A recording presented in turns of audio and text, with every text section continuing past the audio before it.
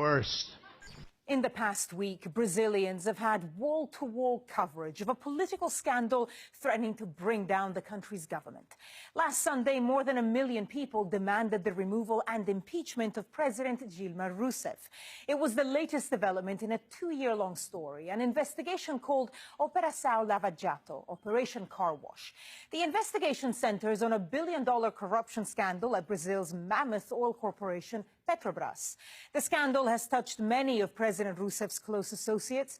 Operação Lava Jato has dominated the news in Brazil and has brought the biases of the mainstream media starkly into view. Rousseff is the second successive left-wing president to be elected in Brazil, and she and her Workers' Party complained that they've been in the crosshairs of a mainstream media monopolized by right-wing conglomerates. The corruption story has not made life easy for the Rousseff government. It's battling waves of negative reporting. However, for many watching the news, well, there is a suspicion that the coverage has just as much to do with pushing the political divide as it has to do with the corruption scandal. The Listening Post's Marcela Pizarro now on the role the media is playing in Brazil's political crisis.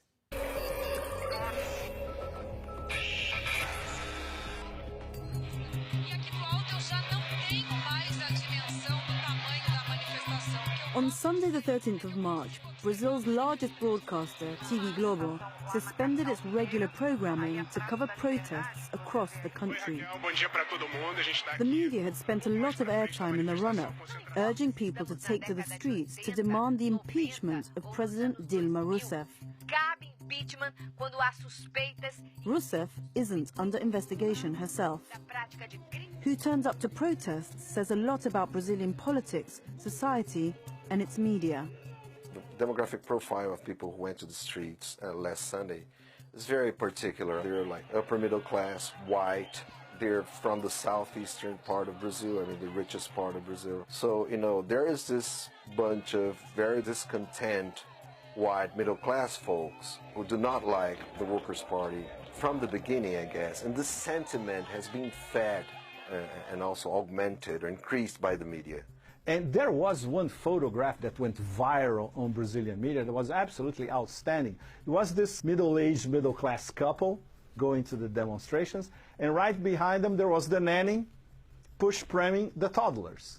And that's it. You know, you can protest, you can drink. There are a lot of people drinking champagne at this huge... it was a bit of a demonstration carnival, but she has to go there to take care of the toddlers, even in the middle of the demonstration. So this, in a nutshell, is the portrait of Brazilian society. If you don't understand that, you don't understand nothing that's going on at the moment.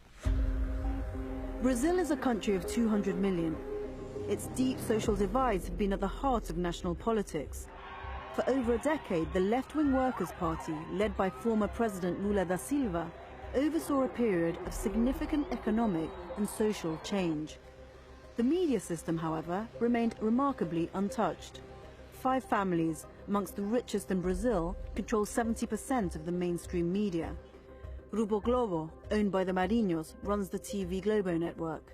The Cevita family owns Grupo Abril. That publishes Brazil's most read news weekly, Veja. Grupo Folha is owned by the Frias family. The Sards own Grupo Bandeirantes, and the Macedos own Grupo Records. All 5 families have been part of the Brazilian establishment, the ruling class, for decades. Neither Lula nor Rousseff pushed for diversity of ownership in the media landscape. The big media houses have remained unmoved. There is a sense that a lot of the media owners have not been capable of living with change, as if they feel too threatened with everything that's happening. Any type of ideology which can be perceived as being more progressive is instantly put down, instantly criticized. What the current political crisis does is intensify people's emotions. The country splits into 2 very clear groups and the debate becomes insane. This is a very serious problem. The traditional media has started to become a target of the current animosity. Even if you can identify a particular political leaning in one news outlet or another, the other side's viewpoint will never be omitted. This would never happen as it does on social media, because the press is committed to listening to all sides. Corruption is not a new story in Brazil. However, no investigation has been as big as Operation Car Wash. At the center of the scandal is the oil behemoth Petrobras. Its executives are accused of taking bribes and making illicit political donations.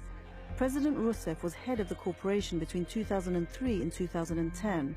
She'd been cleared of any wrongdoing, but more than 30 members of her government are under scrutiny, including her mentor and predecessor, Lula da Silva. This is a big story, meriting aggressive coverage, but news outlets have been spurred on further by the head of the investigation, the media-savvy judge Sergio Moro. It would seem as though Moro's media strategy was set out a decade ago, before Operation Car Wash even began. In 2004, he wrote an article about another investigation in Italy called Mani Pulite, or Clean Hands. That campaign's success, wrote Moro, was rooted in how investigators used the media to intoxicate the political atmosphere. In that particular piece, his idea is that the media has to be used, right, or has to work together with the judiciary against the government to discredit the government. So that would be the only way to actually get hold of the corrupt politicians and put them in jail. These investigations are supposedly secret, but they are always leaked, and the media actually accuse many people beforehand, before the investigations concluded. So these people have their reputations thrown into the garbage. They're tried by the public opinion way before, they have an actual trial. Why are there so many leaks? Well, this is a typically Brazilian way of conducting these things. There is always a back door, a leak. What we do is to produce coverage that is the most accurate, in the sense that we don't prejudge. There is an opinion section in the newspaper that's reserved to showing the newspaper's views, but to us, who work with journalistic coverage, we limit our reporting to the facts. Not everyone agrees with that assessment. Over the past 2 years, the news magazines Veja and Época have been criticized for their thinly sourced reporting on this story. Alex Quadros, a journalist based in Sao Paulo, wrote a lengthy piece accusing the two magazines of resorting to vague implications and providing no documentary evidence. And during an evening bulletin on TV Globo this month, protesters stood behind one correspondent holding signs that read, "Globo wants to incite a coup, it wants to burn the country."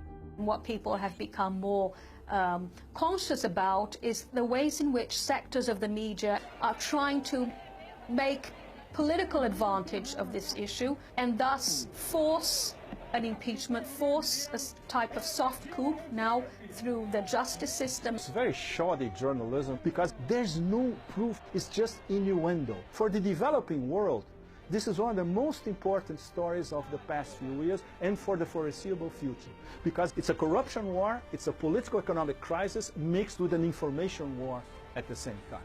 So everybody has to pay attention.